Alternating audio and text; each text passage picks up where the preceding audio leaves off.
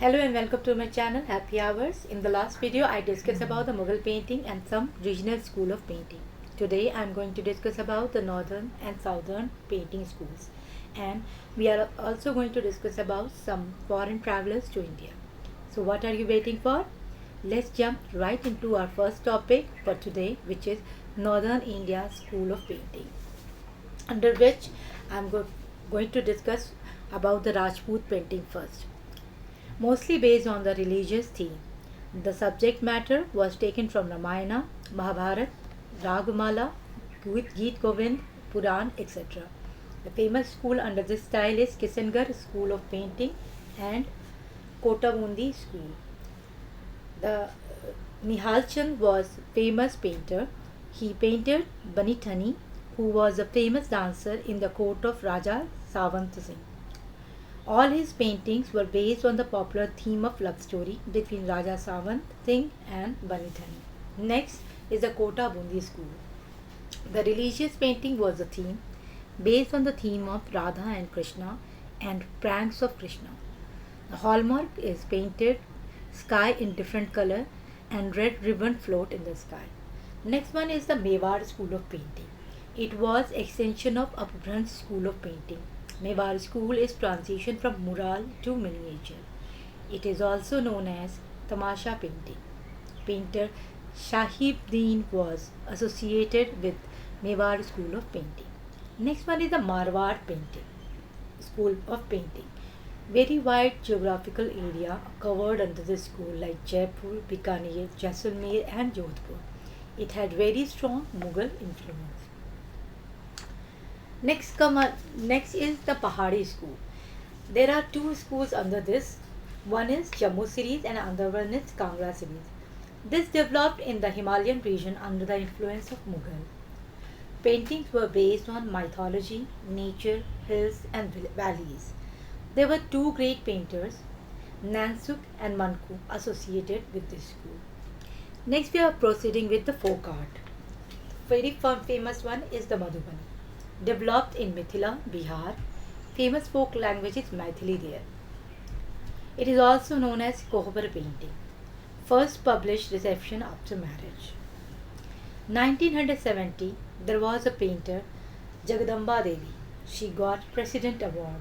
Thereafter, this painting got national and international recognition. In the beginning only, the natural colors were used.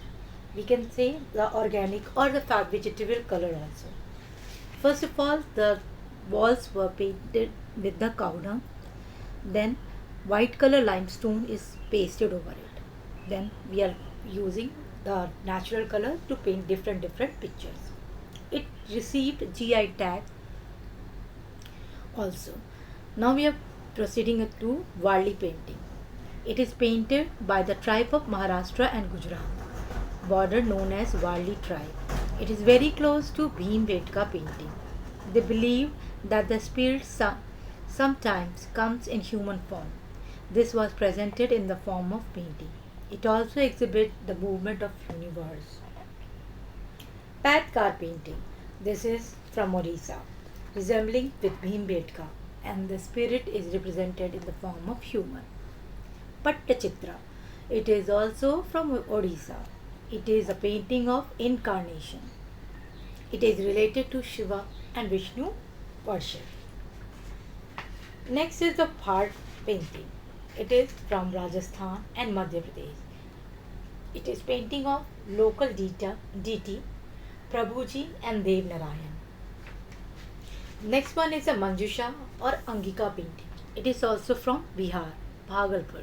Mainly the painting of snake. Natural colors were used there. Next one is a Kalighat painting. There is very famous temple Kalighat in Kolkata. On the street near of this temple, these paintings were painted. Goddess Kali is also painted there. The next one is Kalamkari. It is famous in Andhra Pradesh and Telangana. Painting with the help of pen. There are two centers of Kalamkari clothes, Masulipatnam and Srikalhasti. Both are in Andhra Pradesh. Next we are having Thangka painting. Its origin is Tibetan. In India, it is found in Arunachal Pradesh, Ladakh, and Sikkim. The theme is the Vajrayana and Mahayana. This they paint Bodhisattva, mainly Maitreya Buddha, the Buddha who is about to come. Next one is the Pithora painting, painting done by the tribals and the central India, Madhya Pradesh, Chhattisgarh, and Andhra Pradesh. This is wall painting done for prosperity and happiness of the family. Next is the Saura painting. It is painting of Odisha, very much similar to the worldly painting. And the last one is Cheriyal scroll, painted by the tribal community of Telangana known as Bladi. Now let us proceed with some discussion on the foreign travelers. Very first is the Megasthenes. In the 305 BC, there was a war between Seleucus and Chandragupta Maurya. There was a settlement that the daughter of Seleucus was married to Chandragupta. This description is done by Strabo, and Megasthenes was appointed as Greek ambassador. He wrote a book Indica in Greek language. The original Indica is lost. Present India is the recompilation of fragments of quotation of Megasthenes from various Greek and the Latin sources. That's why there is the absolute lack of coherence. Like Megasthenes said, 7 classes of Indian society. The first one is philosopher, second is the merchant, third is the rivers. Third thing was there is a river Silas where nothing can float on it.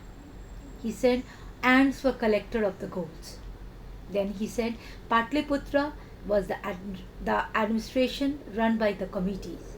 Then the last one he said no slavery, no seclusion, and no usury was there in India. He wrote all this in his descriptions. After Megasthenes, Demicus and Dionysius came to India. Demicus he replaced Megasthenes. He came from Syria. By Antiochus I, he came in the court of Bindusar. Dionysius, appointed by Egyptian ruler Ptolemy Philadelphus in the court of Ashoka. Next is the Fahia. He was the first Chinese traveler. He started his journey from the desert of Gobi to India and returned via sea route to China.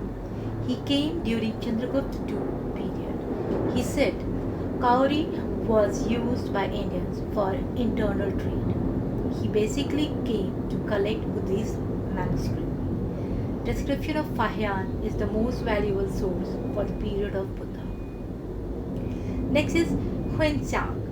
He came during the time of Harshvardhan. He studied in Nalanda University also. He was a big center for Mahayana philosophy. He wrote a book C.U.K. called Travelogue. Next was the Wangse. He came to India as an invader. He reached till Kannauj. And the last one is Itzing. He claimed that there was a statue of Ashoka in the robe of monk. He also studied in the Nalanda University. Next, we are having the Al Masudi and Suleiman.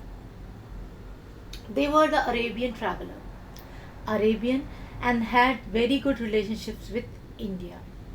They came to India during tripartite struggle between the Pal, Patihar, and Rashtrakuta. They visited the court of Pal and Patihar. They presented a coin of Khalifa to Pal ruler. Al-Masudi write a book, Miraj-ul-Jihad. Next come Al-Baruni. He was a geographer, mathematician, astronomer, biologist, and sociologist, and many things. He was a very great learner. He learned Sanskrit from Brahmanas. He wrote 2 books, Kitab-ul-Hind and Tahqiq-e-Hind. Both are in the Arabian language. He said, caste system is the major reason of defeat of Indians. And he said one more thing, Brahmins are arrogant and they don't shared knowledge. Tahqiq-e-Hind is an encyclopedia. Next come to India was the Ibn Battuta, an Arabian traveler who came from Morocco during the time of Muhammad bin Tughlaq. He was appointed as Qazi of Delhi because of his knowledge. He was later transferred to China as an ambassador. He was there for 5 years. He wrote a book, Rehla.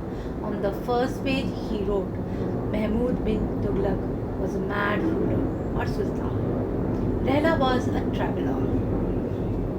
Next one was Sihabuddin al-Umari. He was from Syria, Damascus. He wrote the book Masalik ul-Absar or Mamalik ul-Absar about Indian history. Next, Niccolo Conti. During the period of Devraj I, who was the Vijayanagar ruler, he came to India. Mainly, there were 4 languages scholars present in the Vijayanagar Empire. Those were Telugu, Sanskrit, Tamil and Kannada. This period was known as the golden period for Telugu and Kannada literature. Telugu language was Italian of the East, said by Niccolo Conti. He described Sati in a very horrific way. And he said Hampi was bigger than Rome. Hampi was the capital of Vijayanagar. Abdul Razak. He came during the time of Devrai II. He was an ambassador to Persian ruler Shah Rukh. He describes about the glory of Hampi, the trade between the Vijayanagar and Persia. And he also described the Bhatkal port as an important port of trade. Next one was the Athasius Nikiti. He was from Russia. He came during the time of Bahmani ruler Muhammad Shah III. He described the conflict between the Vijayanagar ruler and Bahmani ruler and importance of Raichur Dohab. Next one, the Domenico Pace. He was a Portuguese traveler. He visited during the time of Krishna Devaraya. He described golden coins known as pagoda, used by the Portuguese. Next is William Hawkins. He came in Jahangir court. He did not get permission to trade from Jahangir, but he got title of Khan. Sir Thomas Roe. He was the ambassador of British King James I and was sent to the court of Jahangir. Peter Mundi. He came from Italy during the time of Shah Jahan. Next is Bernier and Travanier. Bernier, he was a physician, came during the period of Shah Jahan. He was physician of Dara Shikoh. And next and the last one was the Travanier. He was a diamond expert. He also came during the period of Shah Jahan. By this, I am concluding my video for today. Thank you.